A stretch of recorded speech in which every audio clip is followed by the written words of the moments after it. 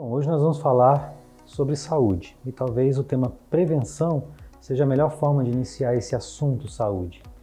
E falando em prevenção, naturalmente chegamos às vacinas, que impedem que as pessoas sequer adoeçam. Afinal, muitas, mas muitas mesmo, são hoje as doenças que nós podemos considerar como imunopreveníveis, ou seja, passíveis de prevenção mediante uma imunização prévia.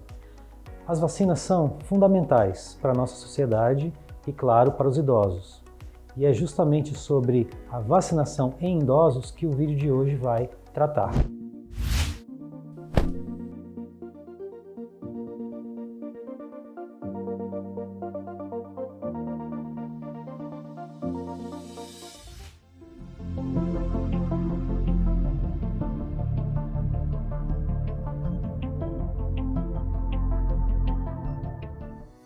Nosso país possui um dos programas de imunização mais destacados e aclamados do mundo, fato constatado pelas instituições e organizações internacionais, as mais diversas, que reconhecem, por exemplo, a ampla cobertura vacinal infantil que alcançamos e que tem sucesso com taxas de cobertura superiores a 90% do público-alvo, 91% para a rotavírus, 99% para a BCG e assim por diante. Apesar da recente queda na cobertura, o Brasil ainda assim se destaca no mundo. Mas o nosso foco está nos idosos. Então vamos nos concentrar no que pode ser recomendado em termos de vacinas para essa faixa etária, para esse fim. Vamos primeiramente lembrar que uma vacina é essencialmente um produto projetado para fornecer ao nosso sistema imunológico uma amostragem, uma pequena amostra de substâncias que normalmente estão na composição dos agentes infecciosos. Portanto, nosso organismo adquire assim uma memória, para que quando venha a se deparar com esse mesmo agente infeccioso por meios naturais, no nosso cotidiano, nos nossos contatos usuais com o meio ambiente, com as pessoas, o indivíduo já possua, vindo de defesas anteriores, essa preparação prévia, a exemplo de linfócitos pré-ativados, anticorpos circulantes e disponíveis que irão prevenir que adoeçamos ou que cheguemos a estágios mais graves de uma doença.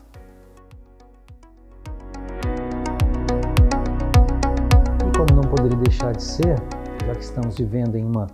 pandemia do novo coronavírus, vamos tratar também das vacinas hoje disponíveis para prevenção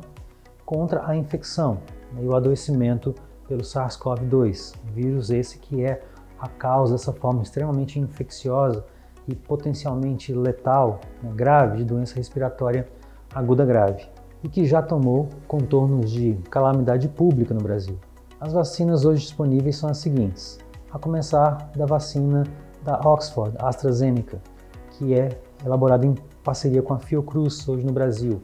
à base de um vetor viral não replicante, mais precisamente um adenovírus de chimpanzé que foi modificado de modo a não ser infeccioso para o ser humano, ou seja, não causa doença alguma para o homem e não se replica, não se reproduz no nosso organismo, mas que carrega o gene da proteína S, aquela proteína que compõe as espículas, os spikes, como se fala em inglês, ou espinhos, fornecendo então as instruções para que as nossas próprias células expressem o antígeno que irá preparar a nossa defesa. Trata-se daquela vacina cujo desenvolvimento esteve envolto em bastante controvérsia, chegando a ter sua pesquisa suspensa por algumas vezes por suspeitas quanto à sua segurança, mas que, felizmente, no final, todas essas suspeitas se mostraram infundadas e a vacina segue sendo aplicada mundialmente sob esse forte escrutínio, monitoramento que é feito pelas agências regulatórias e que até o momento não se encontra tendo efeitos adversos nenhum relatado com gravidade e que continua sendo monitorado mesmo agora em fase 4 de comercialização. A vacina Oxford AstraZeneca foi também aquela para que ocorreu uma descoberta não intencional durante o estudo, onde a aplicação de uma meia dose, seguida então de uma dose de reforço de dose inteira, teriam sido em tese mais eficaz que as duas doses inteiras, por um erro mesmo de condução da pesquisa lá no Reino Unido. Mas considerando que o idoso possui naturalmente um sistema imunitário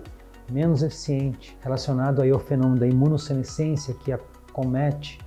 o idoso, e que o protocolo original da pesquisa não previa essa aplicação de meia dose, essa descoberta, assim por se dizer, não foi levada em consideração para aprovação e para o registro de utilização da vacina.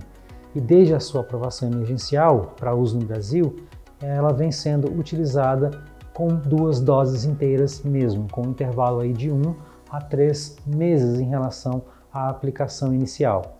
É uma vacina que já teve seu estudo de fase 3 publicado na revista Lancet, com a publicação original reportando uma eficácia de mais de 80% de proteção contra o adoecimento pelo coronavírus, e mesmo entre os que contraíram, nenhuma evolução para casos graves, ou seja, quando aplicadas 2 doses, com resultados preliminares no Brasil muito interessantes de que com a primeira dose já se obtém uma eficiência de pelo menos 70%. Ou seja, realmente uma boa notícia em tempos de tanta mortalidade por uma doença que, no fim, se mostra também imunoprevenível. A vacina da Oxford AstraZeneca ela já se encontra em uso não apenas no Brasil, onde teve seu registro definitivo aprovado agora em 12 de março de 2021, sendo o primeiro país a conceder inclusive o seu registro definitivo, como também é utilizada na Argentina, no Chile, no México, no Canadá, Reino Unido, União Europeia, entre outros países, sem que efeitos adversos graves algum tenham sido relatados até o momento. Além disso, a apresentação da vacina é bem vantajosa para o cenário brasileiro, pois permite que ela seja conservada de forma estável em geladeira, de 2 a 8 graus, e tendo um custo relativamente baixo, de 3 a 4 dólares para cada dose, cerca de 5 vezes mais barata do que a da Pfizer, por exemplo, cuja estocagem se dá a menos 25 graus, a menos 15 mais ou menos. É aplicado por via intramuscular e em 2 doses, com a segunda dose sendo aplicada de 4 a 12 semanas após a primeira.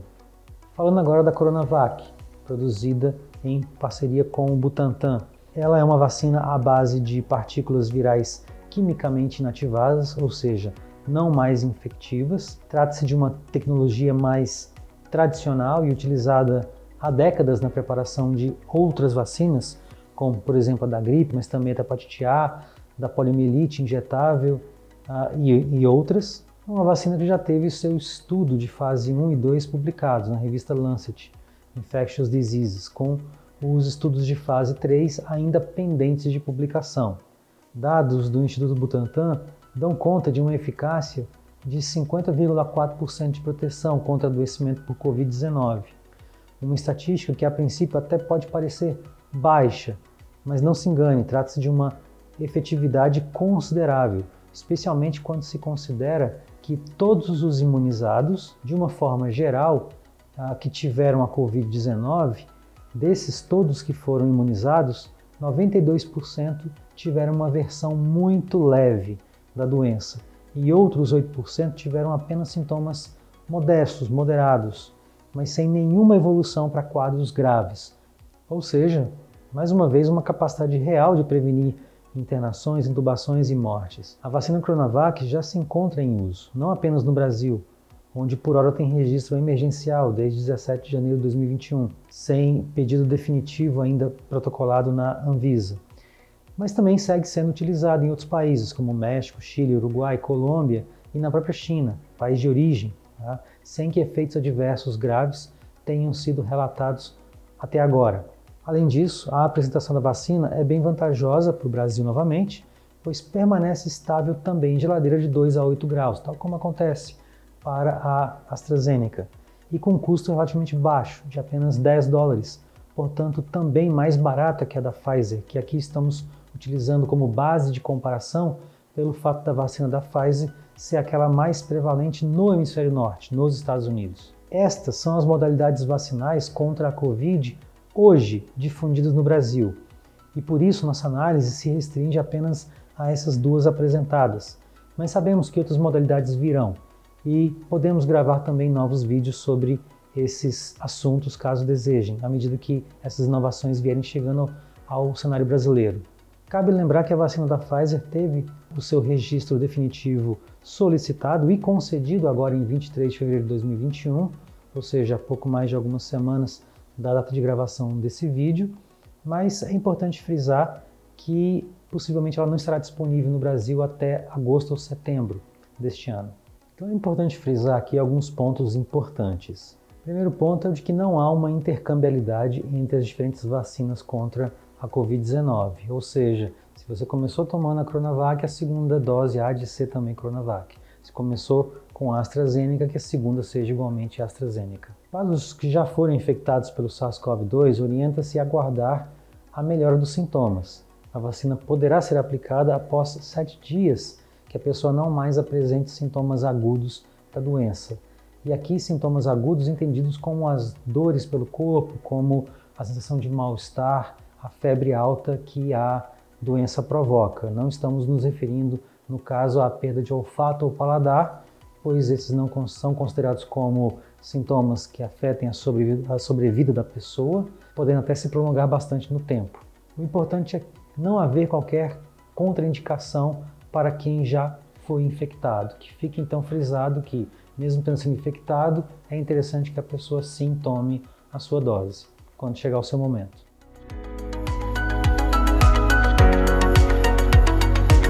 Existe a necessidade de que os pacientes sejam instruídos o quanto antes acerca da necessidade de imunização, já que a imunossenescência pode afetar a eficácia de uma vacina, ou seja, recomenda-se que tomem logo que possível. E atrelada a essa preocupação está a necessidade de se disseminar o conhecimento e a compreensão de que vacina não é assunto relacionado apenas a crianças, apenas à infância. Vacinas são para todas as fases da vida. A preocupação com a hesitação é também crescente no mundo. As mídias sociais amplificam as vozes, mesmo os discursos mais desqualificados e de quem não tem nada de produtivo a dizer. Há, dessa forma, uma preocupação particular com a desinformação das pessoas, havendo inclusive fortes correntes no mundo, que são contrárias às vacinas. Aos seguidores dessas correntes conspiratórias de que as vacinas fazem mal, só há uma alternativa, que é a de fornecer dados concretos e deixar que, por meios próprios, concluam qual é a melhor conduta, uma vez que converter fanáticos em seres esclarecidos é missão praticamente impossível. Aos que então têm receio ou ressalvas com relação às vacinas, saibam que só o ato de vacinar, apenas esse ato, isoladamente, desacompanhado de qualquer outra medida de proteção à saúde, tem sido responsável nas últimas décadas por se evitar pelo menos 4 mortes por minuto e gera uma economia equivalente a 250 milhões de dólares, segundo estimativas da Organização Mundial da Saúde. Ou seja, só o ato de vacinar poupa entre 2 a 3 milhões de vidas no Brasil e o equivalente a 90 bilhões de reais a cada ano para o nosso país. Estamos atentos aos adventos que a ciência nos trará no futuro próximo, como um número cada vez maior de vacinas, a base de DNA recombinante, assim como as associações de diferentes vacinas, tal como hoje já acontece para as vacinas infantis, como ocorreu, por exemplo, com a evolução da tríplice viral, cachumba, sarampo, rubéola, que se tornaram tetraviral, tetravalente, já que incorporaram a varicela e a catapora, com o Programa Nacional de Imunizações tendo adotado essa tetraviral como reforço, segunda dose, aos 15 meses de vida, para a tríplice viral, já a valer também como primeira dose para a varicela. Ou seja, é uma área efervescente, com novas descobertas e novos produtos sendo elaborados a cada momento, impulsionados pelos desafios recentes. E é bem provável que tenhamos um novo cenário vacinal até o fim dessa década, com mais produtos disponíveis, com vacinas inclusive para doenças já existentes, como HIV, com novas formulações para doenças existentes, como é o caso das vacinas de subunidade para o herpes zoster, e até vacinas para doenças ainda não existentes, onde o caso mais emblemático é o que estamos vivendo agora com a Covid-19. Caso deseje saber mais sobre as vacinas, sobre outros temas importantes para pessoas idosas, deixe seu comentário, deixe sua sugestão ao final desse vídeo. A SBGGDF está à disposição para formar e para informar, pois envelhecer bem é o canal. Até o próximo vídeo.